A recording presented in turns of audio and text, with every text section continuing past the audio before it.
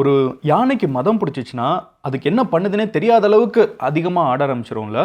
பாகிஸ்தான் இன்னைக்கு அந்த மாதிரி ஒரு மதம் பிடிச்ச உடஞ்சு போயிட்டு இருக்கக்கூடிய ஒரு யானையாக மாறிட்டு இருக்குது. அது புரியல, பாகிஸ்தான் ஏன் உடையுது, பாகிஸ்தான் ஏன் ஒரு பைத்தியக்கார யானைன்னு சொல்கிற அப்படின்னு கேட்டிங்கன்னா, இவ்வளோ நாள் பாகிஸ்தான் என்ன பண்ணிட்டு இருந்தாங்க? நம்ம மேலே குண்டு போட்டுட்டு இருந்தாங்க, நம்மளை தொல்லை பண்ணிட்டு இருந்தாங்க.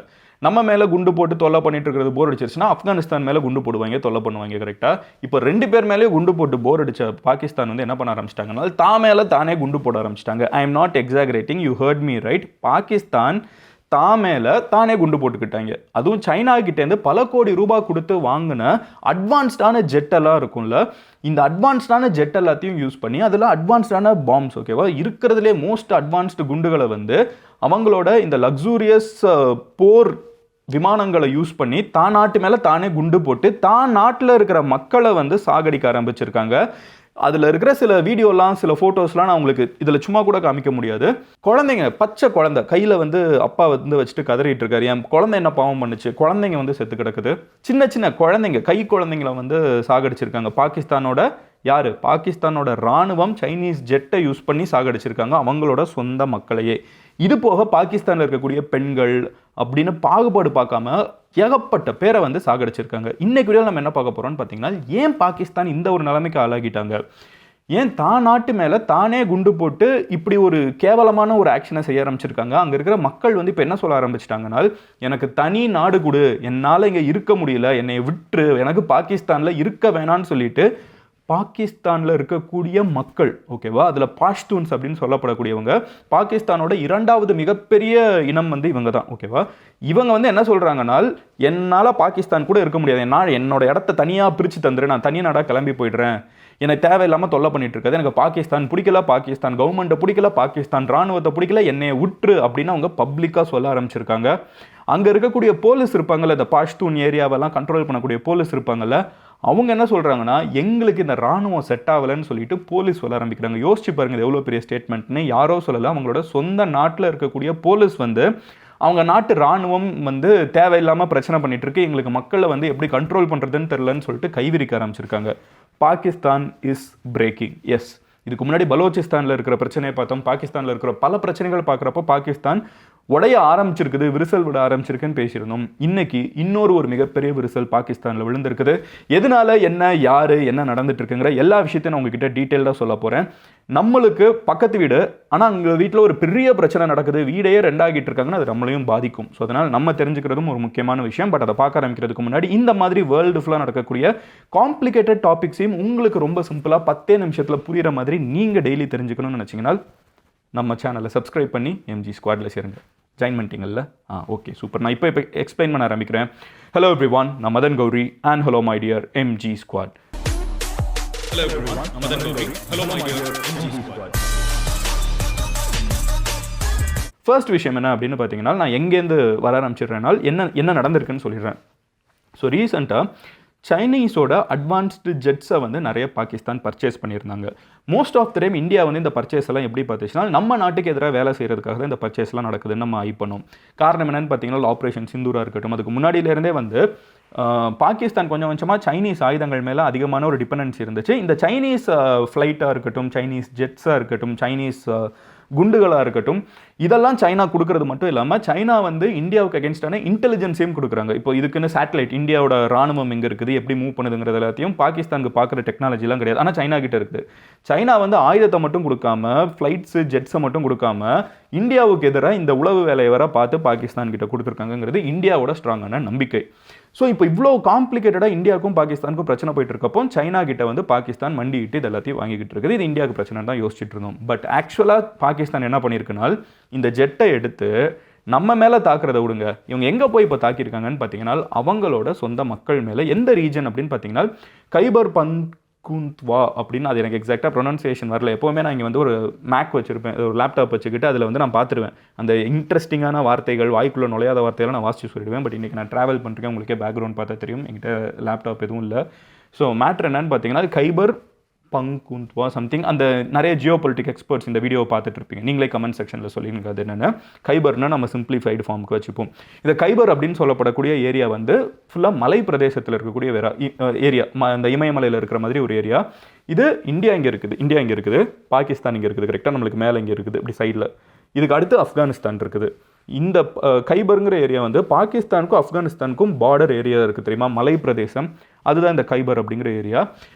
பாகிஸ்தானுக்கு சுதந்திரம் கிடைச்ச காலகட்டத்தில் 1947 ஆகஸ்ட் 14 கைபர் அப்படிங்கிற இந்த ஒரு பகுதியில் வந்து பாஷ்தூன் அப்படின்னு சொல்லப்படக்கூடிய மக்கள் மலையில் வந்து வாழ்ந்துட்டு இருக்காங்க, மலைவாழ் மக்கள். ஓகேவா, இவங்களுக்கும் பாகிஸ்தானில் பேசப்படக்கூடிய பஞ்சாபிஸ்க்கும் சம்மந்தமே கிடையாது. மொழியாக இருக்கட்டும், கலாச்சாரமாக இருக்கட்டும், அவங்களோட உடைகளாக இருக்கட்டும், எதுவுமே வந்து சம்மந்தம் கிடையாது. பாகிஸ்தான் வந்து அமல்கமேஷன் ஆஃப் மல்டிபிள் கல்ச்சர்ஸ் தான். ஸோ இப்படி இருக்கக்கூடிய ஒரு பர்டிகுலர் இந்தியா மாதிரி தான். ஓகேவா, மல்டிபிள் கல்ச்சர்ஸ். ஆனால் இந்தியாவில் வந்து எல்லாரையும் சமமாக ட்ரீட் பண்ணும், எல்லா லாங்குவேஜ்க்கும் ரெஸ்பெக்ட் இருக்குது, இதெல்லாம் இருக்குல்ல. பாகிஸ்தானில் அது கிடையாது. ஸோ இந்த மலையில் இருக்கக்கூடிய இந்த பாஷ்தூன் மக்கள் என்ன சொல்கிறாங்கன்னா, 70 வருஷமாக எங்களுக்கு வந்து சரியான ரெப்ரசன்டேஷன் இல்லை, எங்களுக்குன்னு பார்லிமெண்ட்டில் எங்களோட எம்எல்ஏ கிடையாது, எங்களோட எம்பி கிடையாது, எங்களோட குறைகளை சொல்கிறதுக்கு மினிஸ்டர்ஸ் கிடையாது, எங்களை பார்த்துக்கிறதுக்கு மினிஸ்டர்ஸ் கிடையாது.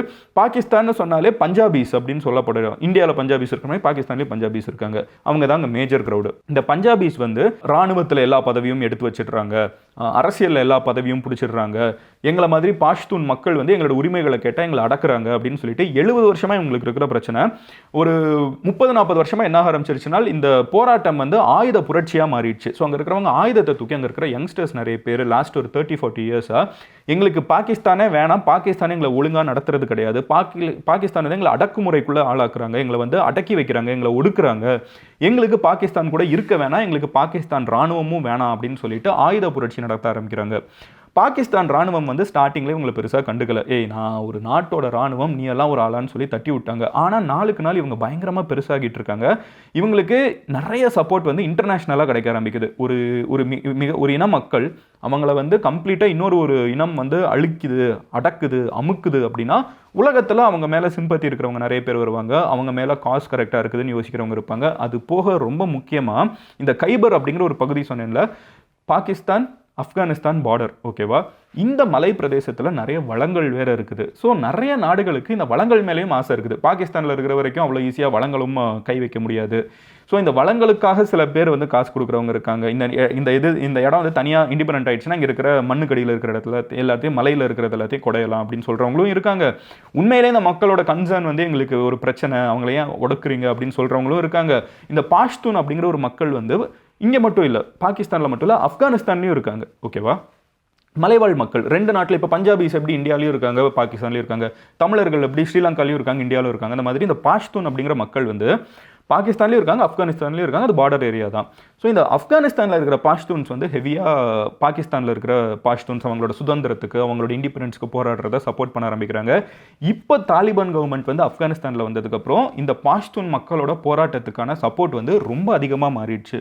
ஸோ இந்த அதிகமான ஒரு சப்போர்ட்டை வச்சுட்டு இருக்கக்கூடிய பாஷ்தூனின மக்கள் வந்து எங்களுக்கு சீக்கிரமாக சுதந்திரம் வேணும், எங்களுக்கு பாகிஸ்தானோட இருக்க பிடிக்கலன்னு சொல்லிட்டு ஆயுத புரட்சிங்கிறது ப்ராப்பராக பிளான்டு கேம்பெயின்ஸாக ராணுவத்துக்கு எதிராக, அங்கே இருக்கக்கூடிய இந்த போலீஸ்க்கு எதிராக எல்லாம் நிறைய நடக்க ஆரம்பிச்சிருச்சு.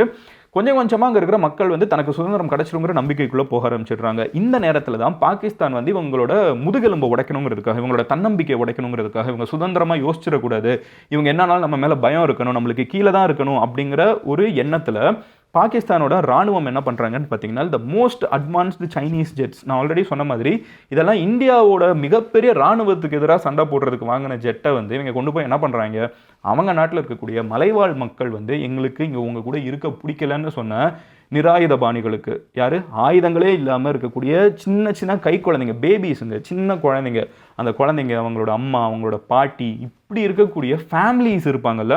ஏன்னா இந்த பாஷ்தூனின போராளிகள் இருக்காங்கல்ல, அவங்க தப்பிச்சிடுறாங்க, காட்டுக்குள்ளே போயிடுறாங்க, மக்களாக மிக்ஸ் ஆகிடுறாங்க, அவங்கள ஐடென்டிஃபை பண்ணுறது கஷ்டமாக இருக்குது. ஸோ அவங்கள வந்து அடிக்கிறதுக்கு, அவங்களோட மாரலை உடைக்கிறதுக்கு, அவங்கள சைக்காலஜிக்கலாக தோக்கடிக்கிறதுக்கு அவங்க என்ன பண்ணுறாங்கன்னா, அவங்களோட குடும்பங்கள் வாழக்கூடிய இடம் இருக்கும்ல, அது மேலே முந்தா நாள் வந்து கோர தாக்குதலை நடத்தியிருக்காங்க. லிட்ரலாக எந்த மக்களை அவங்க பாதுகாக்கணுமோ.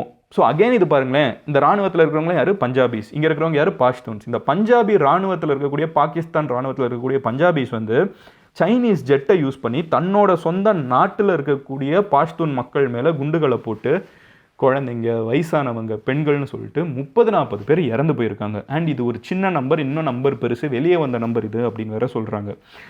அந்த இடத்துலையும் போலீஸ் இருப்பாங்களா, பாகிஸ்தான் போலீஸ் இருப்பாங்களா, அவங்களும் பாஷ்தூனின மக்கள் தானே. இப்போது வெள்ளைக்காரங்க வந்து இந்தியாவை ஆட்சி செஞ்சுட்டு இருந்தாலும் இங்கே இருக்கக்கூடிய பிரிட்டிஷ் எம்பையரில் இருந்த போலீஸ்லாம் யார், இந்த RRR படத்தில் காமிப்பாங்கல்ல, ராம்சரண் மாதிரி இந்தியன்ஸ் தான் அங்கேயும் போலீஸாக இருந்தாங்க. இப்போது அங்கேயுமே வந்து பாஷ்தூனின மக்கள் தான் கைபர் அப்படிங்கிற ஏரியாவில் வந்து போலீஸாகவும் இருக்காங்க. ஆனால் அவங்க இப்போ கை விரிக்க ஆரம்பிச்சிட்டாங்க.